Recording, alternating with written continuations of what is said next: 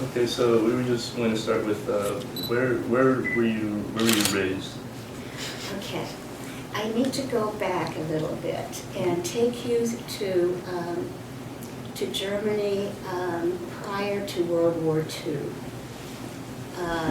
If you've taken any of the classes about European history, we lost, the Germans, when I say we, I mean the Germans, lost the war in World War I, and there was a treaty drawn up called the Treaty of Versailles. And then in 1933, the whole country was just in uproar.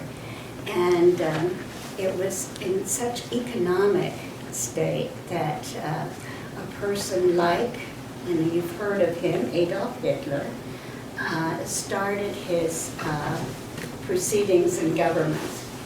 And one of the things he wanted to do is to extend the borders of Germany, for Germany to become, again, a very powerful nation, the most powerful nation in Europe.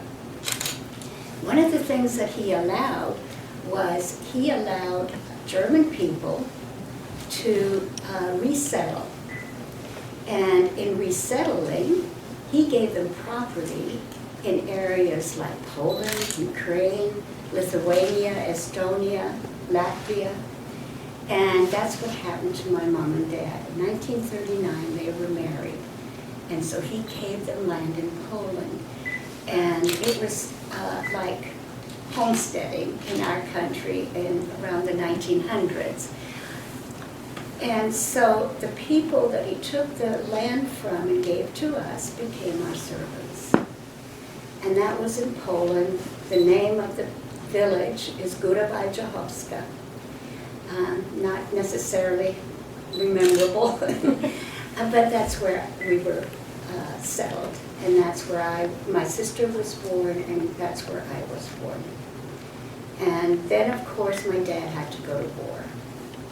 I was not born until he'd gone away to war, came back to visit Mom and my sister, and then had to return to Holland. And soon after that I was born, and the people who were our servants took care of us. My dad could not fight, so he allowed himself to be captured by the British. So he was a prisoner of war in England. My mom did not know this until much later. And so that's where I was born. And I think I showed you some pictures of my birthplace when my sister and I returned about 8 years ago and met the lady who took care of us while we were there. Her name was Mrs. Brozak. And at first I had my doubts that she remembered us, but when she speaks only Polish, and we had an attorney who was with us to translate for us. And she came up to me and she stroked my cheek and she said, "My liebes Linchen," which means my loving little Lina. And she said to my sister, "Call me Mamusha," which means call me mommy. She had a son the same age as my sister, but he was killed in the war. So that was a very, very emotional time for both my sister and I. So you said that your father fought in the war? Yes. And what was his beliefs when it came to... He could not fight. That's why he allowed himself to be captured. And I believe he was in Holland at that time. And he just spent the whole war in Britain. Did your mom agree with your father? Oh yes, of course, I'm sure. But one of the nice things that this lady, Mrs. Brozak, said to the attorney to tell us was, she said the Engel, that was my last name, the Engel family were wonderful people. And so that speaks a lot for my family. What was your favorite childhood memory? Before 6 years of age, I had That's understandable. my sister as we were growing up as children, she became my very closest friend, almost my surrogate mother, and she would never let me go anywhere without holding my hand and taking care of me. In fact, when I was very young, I had problems with wetting my panties, and she would take her dry ones off and put them on me, and she would wear my wet ones. So she was very, very precious to me. So, where did you live post-war? Okay. In maybe I should relate a couple of incidences that happened during that time that have left memories, not pleasant ones, but nevertheless, they're memories. One time my mom and my sister and I were taken to this large room. I have no idea where it was or what it was. And there were just benches along one side of the hallway, and there were rooms. And they were taking women into the rooms and questioning them or whatever. And I heard screams behind those walls, and then the soldiers came and took my mom. And I ran after her because I'd never been separated, not really separated from her. And the police, or the soldier, picked me up by my collar. And as he did that, my mom asked him to put me down. And the other soldier slapped her face, and then he tossed me back to my sister on the bench. And I will never forget that. And years later, Mom showed us the knots she had received in her legs from a beating that she had received during those days under the Russians in Poland. So that was when you lived in Poland? That was when I was in Poland. And then when I was 5 and my sister was 7, she was allowed to go to school. And of course I couldn't, and yet I didn't want to be separated from her.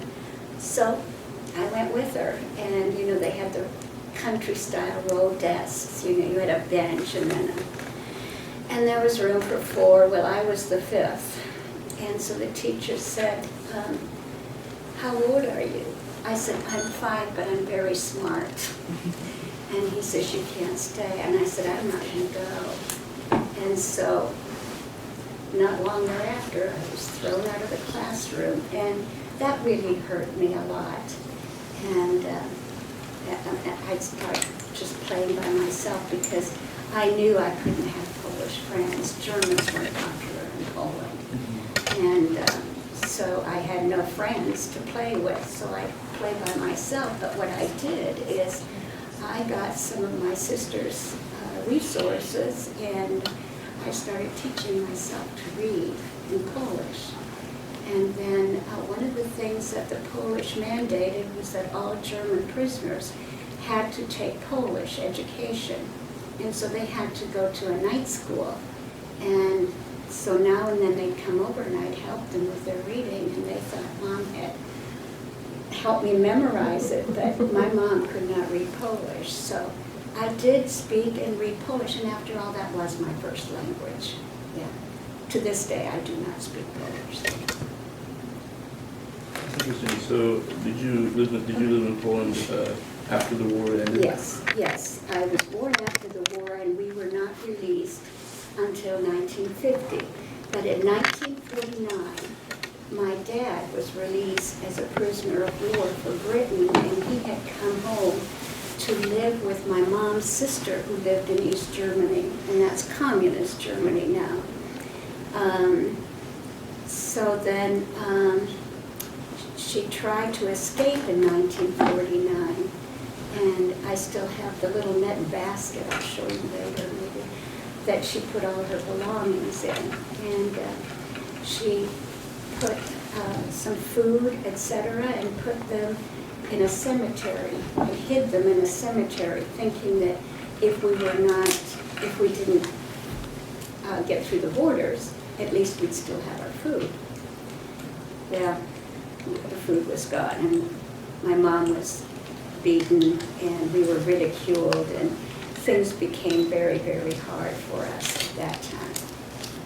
And that was in 1949. I might step back a little bit and tell you about when I was 3 years old. My mom,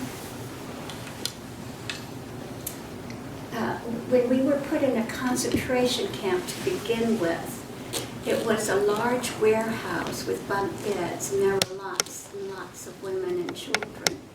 And I do remember in the bunk next to us was a young woman who was missing her 2 little sons. And we slept in the same bunk, my sister and I, with my mom. And I remember one night the Russian soldiers brought 2 little boys to her. And she just cried for joy. And I witnessed this, and I was so happy for her. And yet the children had been away from her long enough that they did not remember her.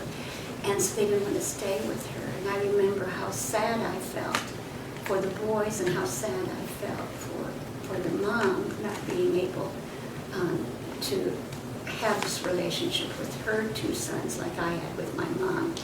Now that happened in a large warehouse, and I quite frankly remember that night, but I was very young and I thought we just stayed there overnight, but we were really housed in there for 4 years.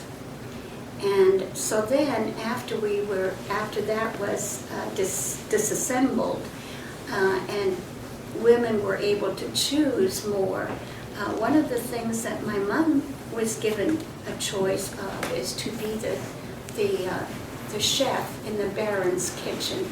I showed you the picture where the Baron lived. And in so doing that, it became much better for us as a family. By this time I was 4 years old. And the Baron didn't have any children, and he was a young man. He was very kind, and he used to try to show me affection by putting out his arms as I was walking down the street and trying to give me a hug. And I ran the opposite way all the time, because at that time, men had no place in my life. I mean, what I saw is men were evil. I never knew my father. There was no man around, because it was all women and children in the concentration camp. And so I tried to keep my distance from him. And then one time,